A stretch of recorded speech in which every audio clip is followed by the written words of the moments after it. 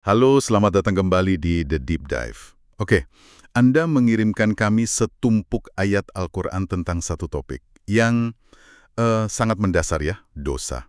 Dan permintaan Anda spesifik, dan ini menarik banget. Bukan sekedar daftar jangan lakukan ini itu. Tapi Anda mau kita kulik lebih dalam gimana Al-Quran sebenarnya melukis gambaran dosa itu. Apa sih hakikatnya? Apa dampaknya ke jiwa kita? Dan yang paling penting, ada nggak jalan keluarnya? Nah, misi kita hari ini adalah membongkar konsep ini bareng-bareng. Dari sumber yang Anda berikan, kita lihat dosa itu bukan cuma soal melanggar aturan, tapi juga tindakan yang melewati batas, merusak tatanan, dan yang paling personal, ya, mengotori esensi batin kita. Mari kita mulai dedah. Oke, kita mulai dari yang paling fundamental ya. Saat kita bilang dosa, kita seringnya mikir itu cuma satu kata. Tapi dari ayat-ayat yang Anda berikan, Al-Quran ternyata punya semacam palet warna yang kaya buat menggambarkannya. Ada beberapa istilah dan kayaknya masing-masing punya bobot dan nuansa yang beda. Tepat sekali. Ini bukan sekedar sinonim ya. Ini cara Al-Quran menunjukkan betapa kompleksnya tindakan manusia. Coba kita lihat beberapa yang utama. Pertama, ada dikotomi yang jelas antara kabair atau dosa-dosa besar dengan sayyiat atau kesalahan-kesalahan kecil. Oke, jadi kayak ada tingkatan gitu ya, pelanggaran berat sama kehilafan sehari-hari gitu. Betul. Dan konsepnya menarik.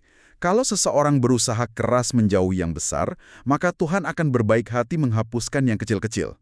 Jadi ini semacam sistem pembersihan otomatis gitu ya. Selama kita fokusin dari masalah besar, yang kecil-kecil lebih mudah dimaafkan. Analogi yang bagus sekali, ada prinsip indah di surah Hud, ayat 114, yang bunyinya, sesungguhnya perbuatan-perbuatan baik itu menghapus kesalahan-kesalahan, sayyiat. Oh, jadi perbuatan baik bisa menghapus yang buruk. Iya, ini menunjukkan mekanisme yang dinamis. Sayyiat itu bisa luntur, bisa terhapus oleh kebaikan yang kita lakukan secara aktif. Ini kan penuh harapan ya, artinya kita nggak dibebani oleh setiap kekhilafan kecil selamanya. Itu melegakan sih. Oke, dari sayyiat atau kesalahan, kita naik level nih. Ada istilah lain yang rasanya lebih berat, ism. Apa bedanya? Nah, ism ini seringkali merujuk pada dosa yang level kesadarannya lebih tinggi. Ini bukan sekedar khilaf, tapi sebuah pilihan sadar. Pilihan sadar ya? Seringkali didorong niat buruk atau permusuhan. Jadi sumbernya itu dari dalam hati. Coba deh perhatikan gimana Al-Quran menggambarkannya di surah Al-Baqarah ayat 283 waktu bicara soal menyembunyikan kesaksian. Bunyinya, barang siapa menyembunyikannya, maka sungguh hatinya telah berdosa. Ism. Wow, penekanannya di hatinya, bukan perbuatannya tapi hatinya. Betul. Kalau gitu, jika itsam itu ada di hati, ini mengubah cara pandang kita soal dosa, ya kan? Artinya bisa jadi ada dua orang melakukan perbuatan yang sama persis di luar, tapi status dosa mereka di hadapan Tuhan bisa beda total, tergantung niatnya. Persis, Anda menangkap esensinya. Satu mungkin hilaf, yang satu lagi sengaja merencanakan keburukan, gitu ya? Disitulah dimensi niat jadi sangat krusial. Dan ini membawa kita ke istilah berikutnya, yaitu fahsya. Ini biasanya merujuk pada perbuatan keji, amoral, atau tidak senonoh yang sering kali terkait hawa nafsu. Menarik sekali ya, bagaimana Al-Quran dalam sumber Anda membingkai fahsya ini. Di surah Al-Baqarah ayat 268 disebut, setan menjanjikan kamu dengan kemiskinan dan menyuruh kamu berbuat keji, fahsya. Ini kayak memisahkan perbuatan itu dari fitrah asli manusia ya. Apa ini artinya Al-Quran memandang manusia itu dasarnya nggak cenderung ke perbuatan keji, tapi itu pengaruh dari luar yang harus dilawan? Itu pertanyaan yang tajam sekali. Dan ya, banyak penafsir melihatnya seperti itu. Dengan menggambarkannya sebagai perintah atau bisikan dari setan. Al-Quran seolah mau bilang bahwa kecenderungan pada kekejian itu bukan sifat dasar kamu. Itu godaan dari luar yang bisa dan harus dilawan. Jadi ini memberdayakan manusia ya? Kita punya kapasitas buat menolaknya, bukan pasrah sama sifat buruk. Betul sekali.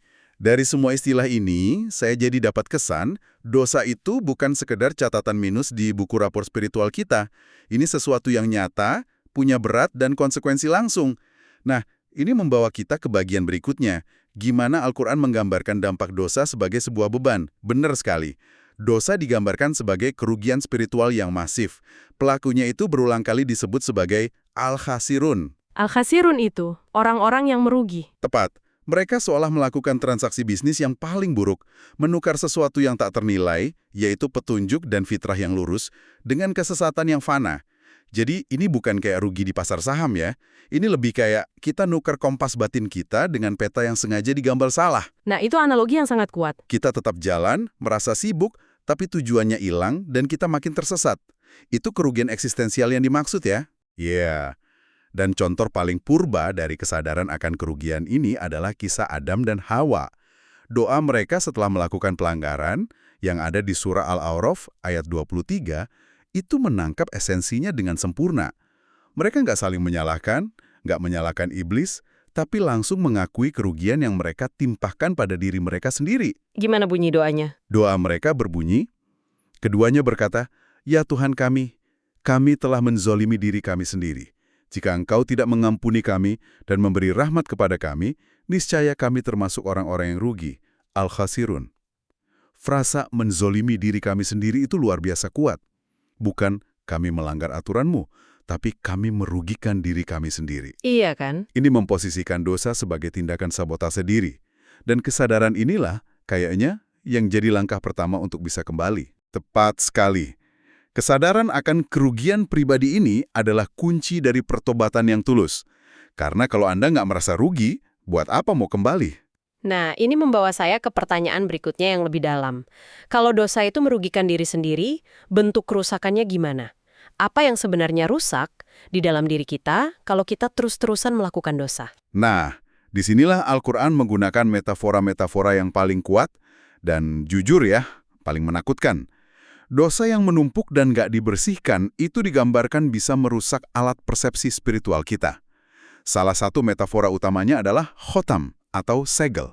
Segel maksudnya gimana tuh? Dosa yang berkarat itu seolah-olah menciptakan segel yang mengunci hati, pendengaran, dan penglihatan dari kemampuan untuk menerima cahaya petunjuk. Jadi kayak telinga kita ditutup lapisan lilin gitu ya? Awalnya suara kebenaran masih samar-samar, tapi kalau dibiarin terus, lama-lama jadi kedap suara total. Analogi yang sempurna, dan Al-Quran menggambarkannya persis seperti itu. Makanya di awal sekali di surah Al-Baqarah ayat 7 disebutkan soal orang-orang yang persisten dalam penolakan. Allah telah mengunci hati dan pendengaran mereka, dan penglihatan mereka telah tertutup. Tapi yang krusial di sini, ini bukan tindakan sewenang-wenang dari Tuhan kan? Bukan sama sekali. Ini adalah konsekuensi alami, hasil dari sebuah proses, buah dari pilihan-pilihan yang terus diulang oleh manusia itu sendiri. Segel itu akibat, bukan sebab utama. Dan kalau proses ini terus berlanjut, ada kondisi yang lebih parah dari sekedar tersegel. Ada, yaitu kondisi kebutaan mata hati. Ini puncak dari kerusakan persepsi. Secara fisik, mata mereka melihat, telinga mereka mendengar, otaknya berfungsi. Tapi mereka nggak lagi bisa memahami makna di balik apa yang mereka lihat dan dengar. melihat tapi tidak mampu memahami, itu beneran menakutkan sih. Kayak nonton film tapi nggak ngerti ceritanya. Padahal film ini hidup kita sendiri. Kita lihat adegannya, tapi plot dan pesannya nggak ketanggap sama sekali. Persis, dan surah Al-Hajj ayat 46 menjelaskannya dengan sangat gamblang dan puitis. Karena sesungguhnya, bukanlah mata itu yang buta, tetapi yang buta ialah hati yang di dalam dada. Wow. Ini mungkin dampak spiritual dosa yang paling tragis. Kehilangan kemampuan untuk berefleksi, untuk introspeksi, untuk menyadari kebenaran, meskipun semua bukti sudah ada di depan mata. Konsep hati yang buta ini benar-benar kuat. Seolah kerusakan internal itu pasti akan kelihatan dari luar pada akhirnya. Apa Al-Quran juga menggambarkan gimana kebutaan batin dan beban dosa ini termanifestasi secara fisik, katakanlah di akhirat nanti? Pertanyaan yang sangat logis. Dan jawabannya, ya. Gambaran di akhirat itu berfungsi sebagai cerminan atau manifestasi eksternal yang jujur dari kondisi internal seseorang selama di dunia. Nggak ada lagi yang bisa disembunyikan. Betul. Salah satu citra yang paling sering muncul adalah keadaan wajah. Karena wajah itu kan simbol identitas, kehormatan, ekspresi diri. Saya nemu ayat yang sangat visual soal ini di surah Abasa ayat 40 dan 41. Bunyinya, dan pada hari itu ada pula wajah-wajah yang tertutup debu, suram, diliputi oleh kegelapan, kehinaan. Benar. Kegelapan di wajah itu adalah manifestasi fisik dari kegelapan spiritual yang mereka pelihara di dalam hati. Ini kebalikan total dari wajah orang beriman yang digambarkan berseri-seri. Selain wajah, ada juga citra lain yang sangat kuat, belenggu atau rantai. Tunggu dulu, ini menarik. Jadi belenggu di akhirat itu bukan sekedar hukuman acak, Bukan. tapi cerminan langsung dari pilihan di dunia. Mereka memilih jadi budok dari hawa nafsu atau kesombongan mereka. Jadi di akhirat mereka dapat belenggu yang harfiah. Gitu ya? Simbolismenya 1:1. Anda menangkapnya dengan sempurna. Kebebasan sejati dalam perspektif Al-Quran itu kan ketaatan pada kebenaran.